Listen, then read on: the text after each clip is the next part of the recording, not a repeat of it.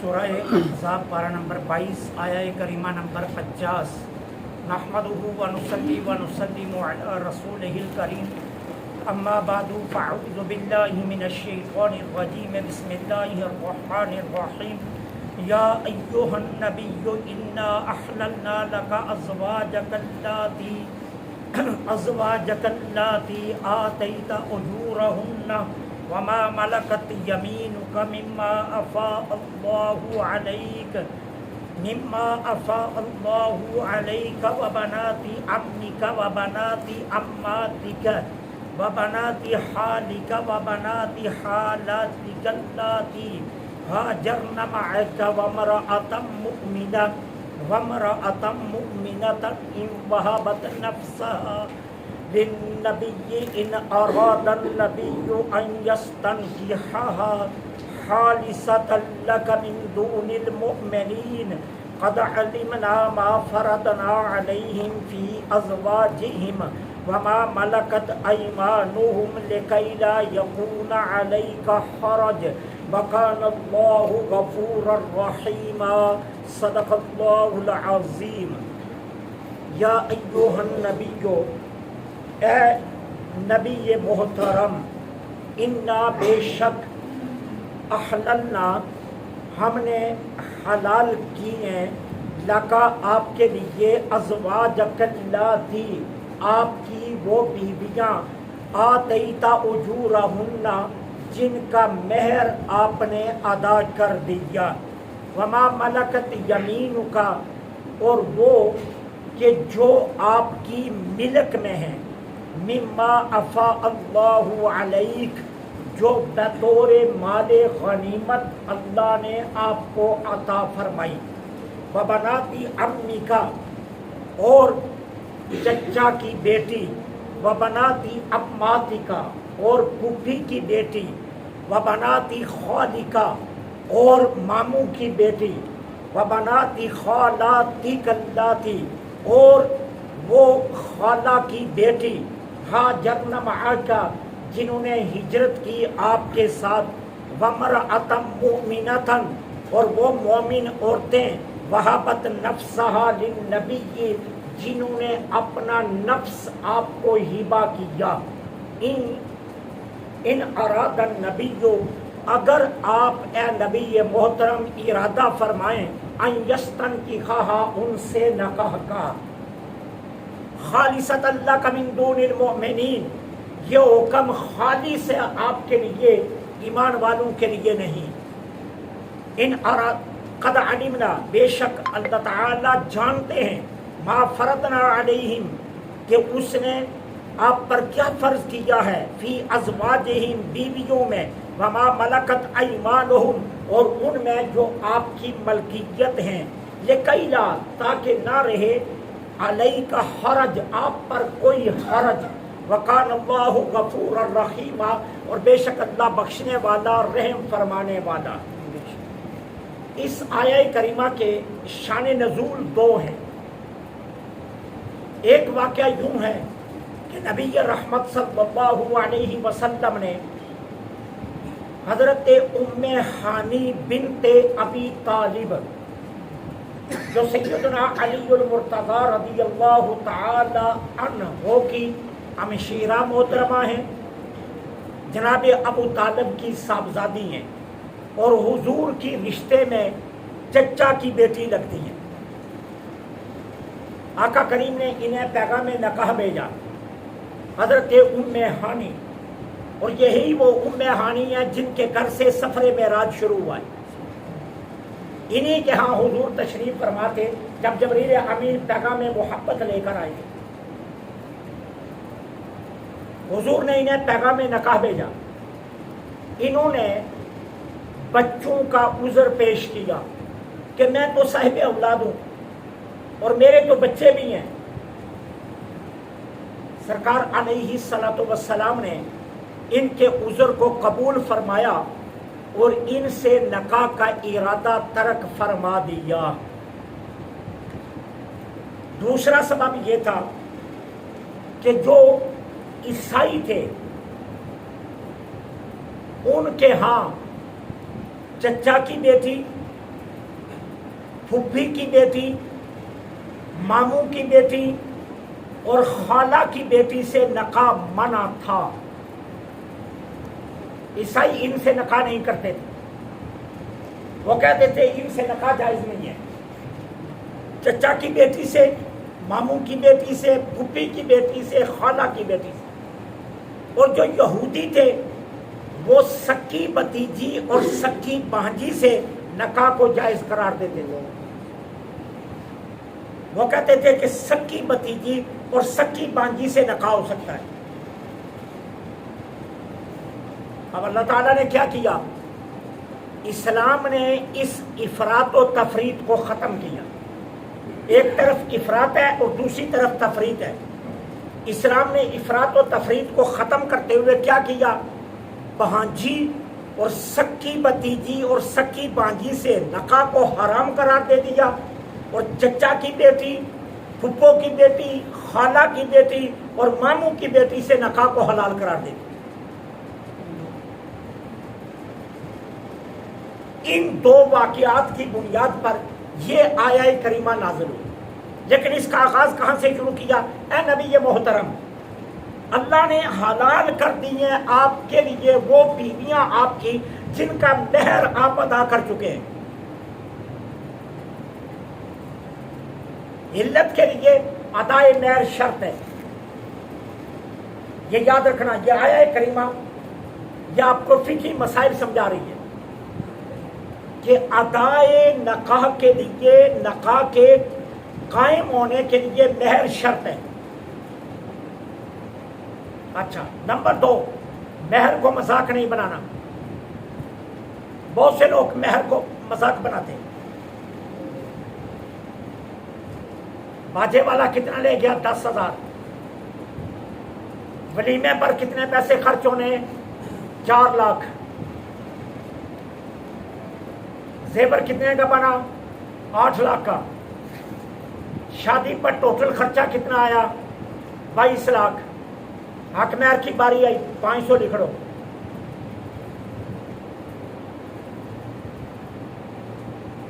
$5,000 لکھ لو، 10,000۔ تماشا بنایا ہوا ہے حق مہر کو۔ اب سنیے حضور کی ازواج مطہرات کا حق مہر کیا ہے جو سرکار نے ادا کیا، اور سرکار کی یہ چیزیں ہمارے لیے سنت ہیں، اسوہ حسنہ ہیں۔ حضور کی تمام بیویوں کا حق مہر 500 درہم ہے۔ کسی بیوی کا حق مہر اس سے کم نہیں ہے، سوائے 3 کے، وہ 3 میں بعد میں بیان کروں گا۔ 3 بیویاں ہیں جن کا اس کے علاوہ حق مہر ہے۔ اس کے علاوہ تمام ازواج مطہرات کا حق مہر 500 درہم ہے۔ اب سنا، 500 درہم کتنی چاندی بنتی ہے؟ 131 تولہ۔ 500 درہم اگر ہو چاندی، اس وقت کے جو درہم تھے اگر ان کا وزن کیا جائے موجودہ تو 131 تولہ چاندی بنتی ہے۔ آج ریٹ ہے چاندی کا 1400 روپیہ، آج کا فریش ریٹ فی تولہ۔ 131 کو ضرب دیں 1400 سے، 1,83,500 روپیہ بنتا ہے۔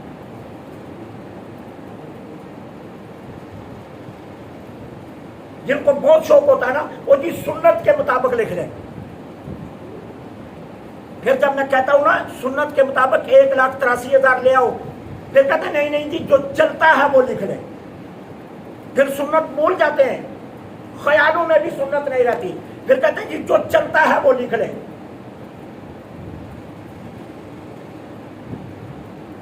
اور اگر بابا جی ہیں کوئی 70 سال والے تو وہ تو ایڑی چھوٹی کا زور لگاتے ہیں، 32 روپے لکھ لیں۔ ان کا زور ہوتا ہے 32 روپے۔ تو میں تو کہتا ہوتا ہوں 32 دکھا دو میں لکھنے میں، مجھے کیا تکلیف ہے، میں تو لکھوں گا، میرا تو قلم سیاہی سے بھرا ہوا ہے۔ لیکن 32 دکھاؤ تو صحیح نا کہ 32 کس نے دی ہے؟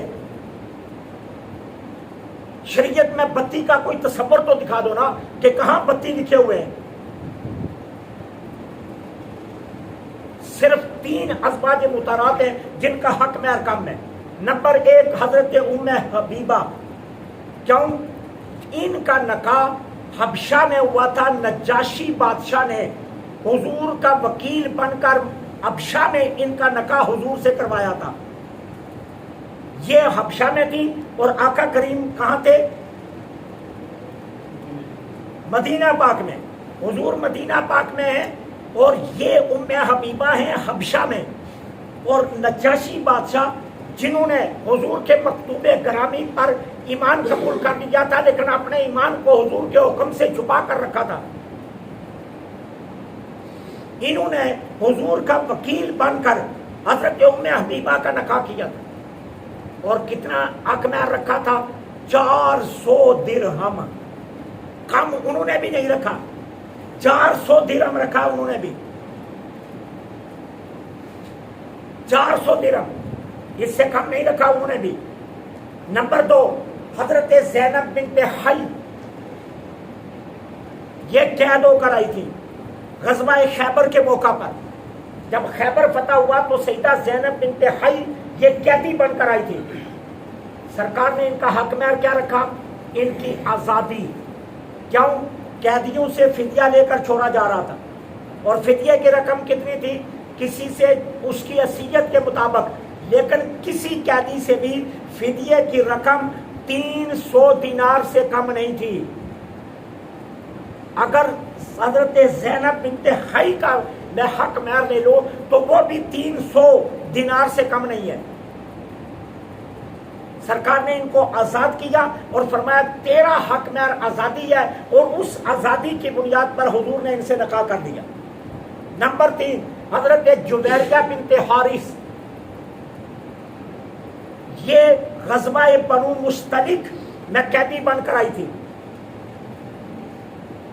और सरकार ने इनका हक महर भी, इनकी आज़ादी लिखी थी कि तुम्हें कैद से रिहाई देते हैं, लेकिन इसके बदले में तुम रसूलुल्लाह से नकाह करोगे। अब ये 3 हैं कि जिनका हक महर कम है लेकिन 300 दिनार से कम नहीं है। बाकी तमाम अज़वाज मुतारात का हक महर 500 दिनार है और 500 से कम नहीं है, 500 से कम किसी का नहीं है। हजरत आयशा सिद्दीक़ा फरमाती हैं मैंने कायनात में इतनी खूबसूरत शादी कभी नहीं देखी जो शादी हजरत अली और मुर्तज़ा और फातिमा ज़हरा की हुई है। और इमाम बुखारी ने यह रवायत नकल किया बुखारी में कि सबसे खूबसूरत कायनात की शादी जो हुई है वो हजरत अली और सैयदा फातिमा की हुई है। वहां अकमर कितना था? वहां भी 400 दिनार, वहां भी 400 दिनार है। और ये किससे 400 दिनार है? जो आया तो सरकार ने पूछा अली मैं तेरा नकाह अपनी बेटी से करना चाहता हूं, तेरे पास कुछ है? अल्लाह के रसूल 1 ज़िरा है बस, और कुछ भी नहीं है मेरे घर में, मेरे घर में और कुछ नहीं है, सिर्फ 1 ज़िरा है जो मैं जंग में इस्तेमाल करता हूं। तो मेरे आका ने ये तो नहीं फरमाया तू बहुत गरीब है, तू जा बाग से किसी से 2 किलो खजूरें ले आ, और फातिमा तो ज़हरा का हक महर 2 किलो खजूरें रखते हैं तो तुझे मैं फातिमा दे देता हूं, या जा 32 रुपये ले आ, या जा 10 रुपये ले आ, 5 रुपये ले आ, जिस तरह आजकल कहते हैं चलो जी जो चलता है वो लिख लो। सरकार ने फरमाया अली जाओ ज़ीरा बेच कर आओ। अली उल मुर्तज़ा बाजार में गए, अपनी ज़ीरा बेची और वापस हुजूर की बारगाह में पैसे पेश किए। सरकार ने वो फातिमा ज़हरा का हक महर रखा। हम हक महर को मजाक समझते हैं, हम समझते हैं हक महर तो कोई इतनी अहम बात ही नहीं है। अहम बात क्या है? गवैये, मस्खरे, बैंड बाजे, 6 डिशें, बहुत बड़ा खूबसूरत शादी हाल और रस्म मायू, मेहंदी, वरी, 2 ट्रक फर्नीचर, और किसी की बेटी की दौलत पर अपने बेटे को बादशाह बनाना, ये हम जरूरी समझे,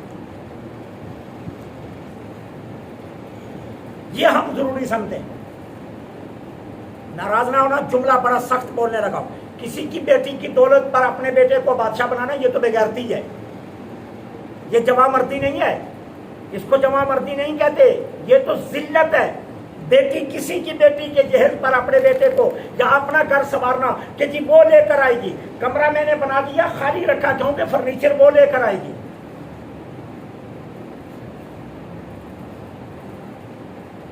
میں نے خالی رکھا ہوا ہے، بڑے جی وہ لا کر، اور پھر میں اس پر بیٹھوں گا بڑے فخر سے، کیوں کہ میری بہو لے کر آئی ہے۔ شرم نہیں آتی ہے تجھے؟ اپنے آپ کو مرد کہتا ہے اور عورت کے صوفے پر بیٹھ کر فخر محسوس کرتا ہے۔ رب نے تو تجھے کہا ہے کہ الرجال قوامون، اوے میں نے تجھے طاقتور بنایا ہے، میں نے تجھے حاکمیت عطا کی ہے، امام تجھے رکھا، سربراہ مملکت تجھے بنایا،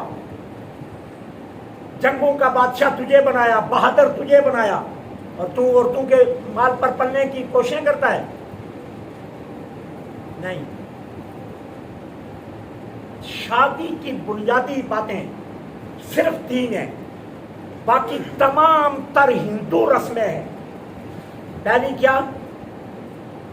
نکاح، دوسری حق مہر، تیسری ولیمہ، یہ 3 بنیادی چیزیں بس۔ یہ جو برات میں ہم پورا جلوس لے کر جاتے ہیں نا، شریعت یہ بھی منع کرتی ہے۔ غریب بچی کے گھر جو ہم 200-400 خاندان کے اکٹھے کر کے لے جاتے ہیں نا، اور ان کا کباڑ نکال کر آتے ہیں، یہ بھی اسلام کہتا ہے نہیں، اسلام نے منع کیا ہے۔ علی المرتضیٰ اکیلے آئے ہیں، اکیلے، میرے آقا نے نکاح پڑھایا مسجد نبوی میں، کھجوریں بانٹی بطور بد، اور صحابہ چلے کے گھروں کو، اور علی المرتضیٰ کو فرمایا تم چلے جاؤ، رات عشاء کے بعد فاطمہ کو میں بھیج دوں گا۔ اور عشاء کے بعد حضرت ام سلمہ سے فرمایا ام سلمہ تم میری بیٹی فاطمہ کو لے کر چلو، میں آ رہا ہوں۔ اب دیکھنا سرکار تربیت کیسی فرما رہے ہیں، اور ہم کیا کرتے ہیں تربیت؟ ہماری تربیت اور رسول اللہ کی تربیت جو ہمارے لیے سنت ہے وہ کیا ہے؟ حضرت ام سلمہ سیدہ فاطمہ کو لے کر حضرت علی کے گھر پہنچی، میرے آقا آئے، سب سے پہلے پانی منگوایا، میرے آقا نے پانی میں اپنا دست مبارک رکھا، پھر اس پانی کو منہ میں لیا، اسی پانی میں دوبارہ کلی کی، کہا بلاؤ علی اور فاطمہ کو، دونوں کو بلایا گیا، ان پر چھینٹے مارے، کہا اللہ شیطان سے ان چورے کو محفوظ رکھنا۔ پھر کیا کیا؟ فاطمہ زہرا کو سائڈ پر لے گئے، کہا بیٹی کان قریب کرو، بیٹی نے کان قریب کی ہے، کہا بیٹی محمد رسول اللہ کی شہزادی ہو، جنت کی عورتوں کی سردارہ ہو، ایک بات تیرا باپ تجھے کہنے لگا ہے، کیا؟ علی غریب ہے، کبھی زندگی میں اس سے کوئی ایسا مطالبہ نہ کرنا کہ علی شرمندہ ہو جائے۔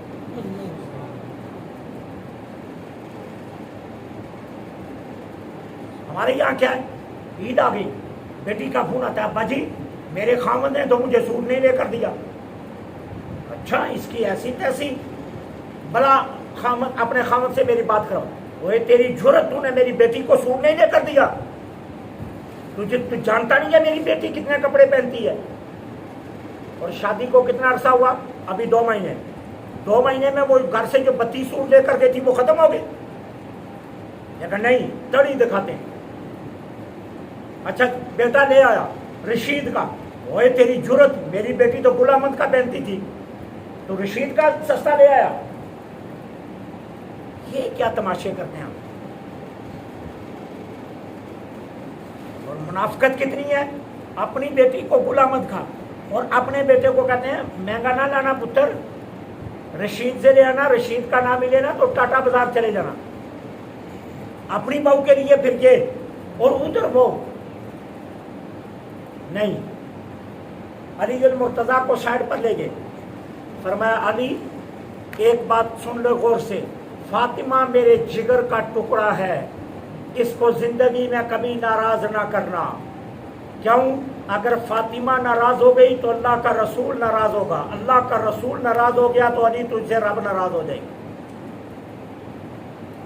ساری زندگی جب سیدہ کو علی المرتضیٰ غسل دینے لگے، کھڑے ہو کر زاروں قطار روئے، اور رو کر کیا کہا؟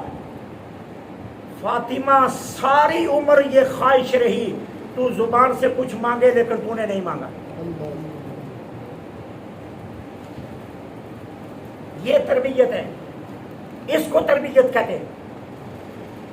جب ہم گھر سے اپنی بیٹی کو سمجھا کر بھیجیں گے، بیٹی جیسا وقت گزرے گزار لینا، میری بچی شاہانہ زندگی کوئی لازم نہیں ہے، رسول اللہ کی شہزادی سے زیادہ عزت تو تیری نہیں ہے نا. بیٹی جیسا ملے کھا لینا، صبر شکر سے وقت گزارنا، تو اچھا ملے گا تو بیٹی خوش رہے گی. لیکن اگر خدا نہ کرے کہیں اچھے کا وقت نہ آیا اور باپ کی نصیحت یاد آ گئی تو بیٹی خاموشی سے وہ بھی سہ لے گی. لیکن اگر سبق پڑھا کر یہ بھیجا کہ شوارما روز کھانا، پراٹھا روز کھانا، باہر کا چرگا روز کھانا، گھر کا کھانا مت کھانا، تو پھر بیٹی روز یہی مطالبے کرے گی. تربیت صحیح کرو، تربیت، اپنے بچوں کی تربیت. پھر مت کہنا ہمیں اگلے گھر والے گالیاں دیتے ہیں. گالیاں وہ نہیں دیتے، گالیاں تمہاری تربیت تمہیں دلوا رہی ہے. اپنی اولادوں کی اچھی تربیت کرو، اچھا سکھا کر بھیجو اپنی بیٹیوں کو. جس قرآن کو بطور سایہ رخصتی کے ٹائم رکھتے ہو، ساری زندگی وہ بیٹی کو کبھی پڑھنے کے لیے بھی تو دے دیا کرو کہ میری بچی تو نے غیروں کے گھر میں جانا ہے، پڑھ قرآن تجھے کیا کہتا ہے. کہ آخری دن کے لیے رکھا ہوتا ہے کہ میں نے سائے میں اس کو گزارنا ہے. اور پھر ایک اور عجیب رسم چلتی ہے، اچھا تو گھر سے چلی ہے نا، اب یوں کر یہ دانے لے یا چاول لے اور پیچھے پھینکتی جا، اور جو پیچھے آ رہے ہیں سارے دانوں کے اوپر سے، چاول کے اوپر سے، وہ جو رزق کی توہین کرتے ہو اس کی صدا ملنی نہیں؟ کیا اس کی صدا نہیں ملنی؟ یہ کہاں سے رسم لی ہے؟ یہ کس نے کہا ہے؟ یہ کس شریعت میں لکھی ہے؟ کہاں لکھی ہے؟ کہاں سے یہ لیا تم نے؟ کچھ بھی نہیں. ہاں باقی ساری باتیں غیر شرعی، ایک نکاح شرعی. بس نکاح کے ٹائم پر ان کو ساری شریعت یاد آ جاتی ہے کہ جی اب شریعت کی بات کرو. جی شریعت کیا کہتی ہے؟ حق مہر کتنا ہونا چاہیے؟ میں جب کہتا ہوں نا شریعت یہ کہتی ہے، پھر بھاگتے ہیں، پھر دوڑتے ہیں، منہ چھپاتے پھرتے ہیں. ایک کہتا ہے تو جا، ایک کہتا ہے تو جا. یہ تو مولوی بڑا سخت آ گیا، یہ تو جا اس سے بات کر. پھر کیوں عرق طے کرتے ہیں؟ نبی کریم صلی اللہ علیہ وسلم نے 500 درہم سے کم اپنی کسی بیوی کا حق مہر نہیں دیا. کہا اے محبوب آپ کے لیے حلال ہے وہ آپ کی بیویاں جن کا حق مہر آپ نے ادا کر دیا. وما ملکت یمینک مما افاء اللہ علیک، اور وہ جو قیدی بن کر آئی اللہ نے آپ کو ان پر ملکیت عطا کی اور اللہ نے بطور غنیمت آپ کو دے دی، وہ بھی آپ کے لیے حلال ہے. وہ جو 3 کا ذکر میں نے کیا، 2 قیدی بن کر آئی اور ایک حضرت نجاشی بادشاہ نے جن کا نکاح کیا. ہاں محبوب وہ بھی آپ کے لیے. کیوں کہ ان 2 کا حق مہر آپ نے دستی ادا نہیں کیا، ان کی رہائی حق مہر بنا.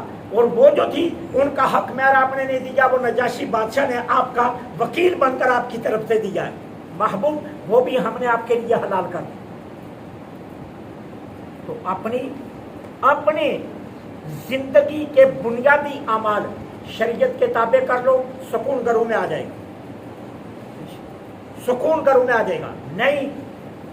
نہیں تو سن لو صرف فیصلہ آباد کی عدالتوں میں 80,000 طلاقوں کے مسائل چل رہے ہیں.